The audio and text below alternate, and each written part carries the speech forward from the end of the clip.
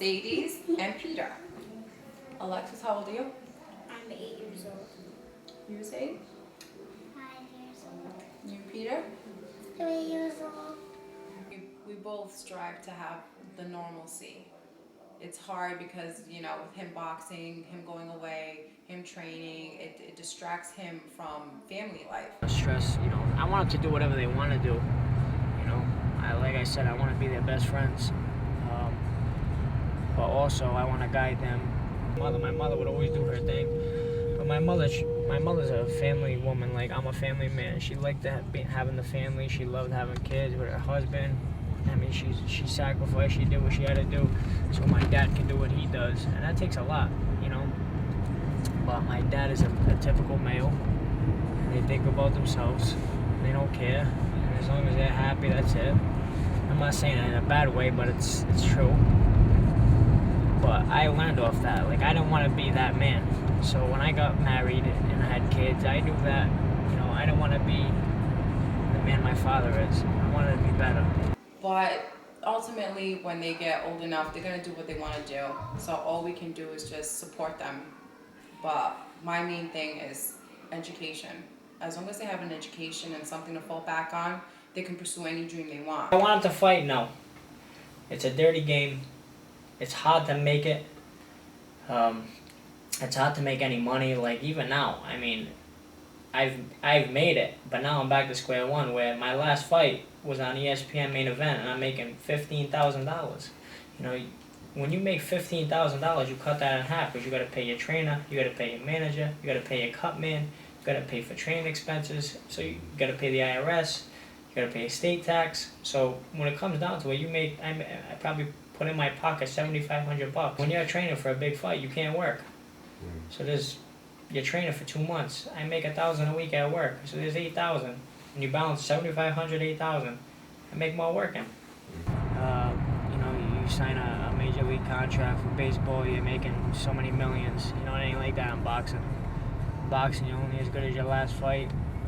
It takes a long time. It took me how many years till I got on the Contender to actually to make the final of the Contender, to make some good money. I made $250,000 to come in second place. I mean, how do you beat that? All the other guys didn't make much money, no money really.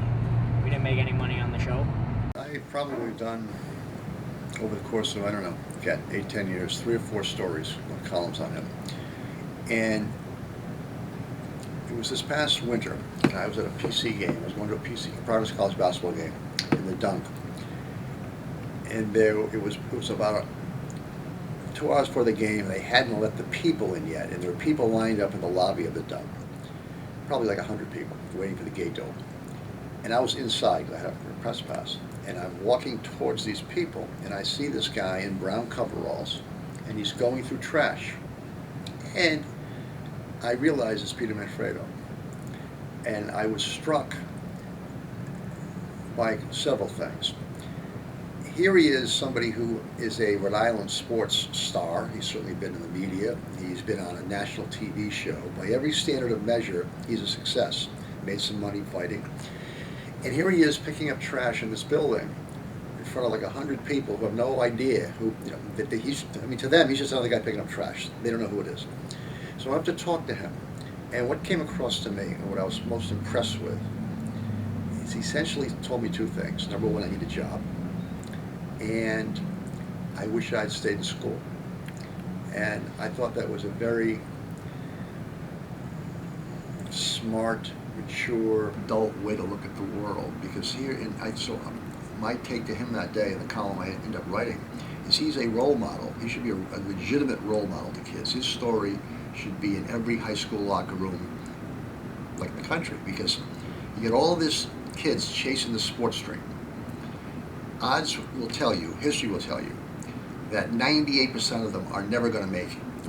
Never going to find that dream. Whatever that dream is, they're not going to find it. And here's somebody who had found it. And by every standard of what we think is important, money, fame, being on TV, he had done all that. And yet, he had figured out at 30 or 31 years old, whatever he is, that that's not enough. And that's not going to pay the bills forever. And that's not going to put food on his kids' plates. And here he was, having arrived at that kind of awareness and willing to go and do a job and to realize that he should have stayed in school. And his message to kids was that, again, in that column, was sports are wonderful. Like dreams are wonderful, but you have to do things that prepare you for a future. The work of me this sucker, Sonny was right. What's that? From a Bronx Tale. You ever see a Bronx Tale? The work of me this sucker.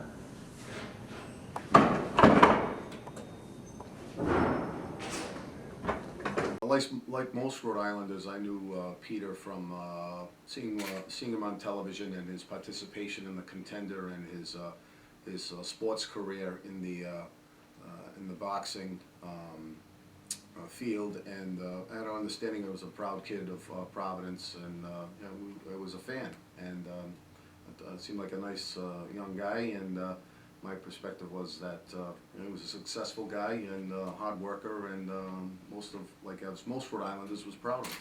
Wednesdays I'm up at 5:30 in the morning, regardless now because of the job. I'm working down the 38 studios for the union, so I'm up at 5:30 in the morning. I gotta shut the alarm right off right away because if I snooze it, I'll lose it. You know what I mean? So I actually changed the time, put an hour ahead for my wife. Go brush my teeth quick, get changed, and then basically I'm out the door. I don't even eat it. America runs on Dunkin', so I'll stop at Dunkin' or something and get a coffee or a sandwich or something. You're that wrestler, right? Don't show me a camera. Hello? Listen, I was Come here. What is this, sweetie? I was telling him America runs on Dunkin'. Oh, what a guy, huh? We love you. Keep it Thank up. you. I'm not the wrestler, though. I'm Yeah, the boxer. who is he? Come on. Well, he's nothing. You're better than nothing. Ah, Put my 8-9 hours in. From there, I'm hitting the gym. I leave there about 3 o'clock. I hit the gym, do my routine over there for about an hour and a half to 2 hours, and then, like you said, on a Monday and Wednesday, I hit the school. You know, I try to get there for 5:30 a little earlier. You know, to open the book a little bit before class starts because I don't even have much time to open the book during the week or the weekend. You know, I want to be with my kids and I don't want to put my head in the books. Like I said earlier, I wasn't a big fan of school, so I get to class a little early, 5:30, open the book a little bit, study, review things, and then, you know, from 6 to 10 I'm in school. You know, a lot of people call me a hero in boxing, but I think that the heroes are the people that are helping other people save lives and things like that. Firefighters, those guys are heroes. Guys overseas fighting our wars for us, things like that. Those are real heroes. So to be in that kind of line of work, I look forward to something like that. something with the word fighter in it, you know? I'm a boxer, fighter, firefighter. Oh, I can't get away from this fighting stuff. You know, and then we really cement his legacy in the game. If he goes out and beats somebody like Martinez, be big, or just go out and give it your best shot. I want to go give it his best shot because it's a lesson in life. Why do things and do it half-assed? You know, give it your. I mean, even if he loses, fine. But as long as you've given it your best shot, you've looked in the mirror that day and you said to yourself, I know I gave it. I did all my running, I did all my sparring, I did everything I had to do. I gave this my best shot. Wouldn't you want your son or your daughter or your anybody in your family that you're watching knowing that they've given it their best shot? And that's what I want.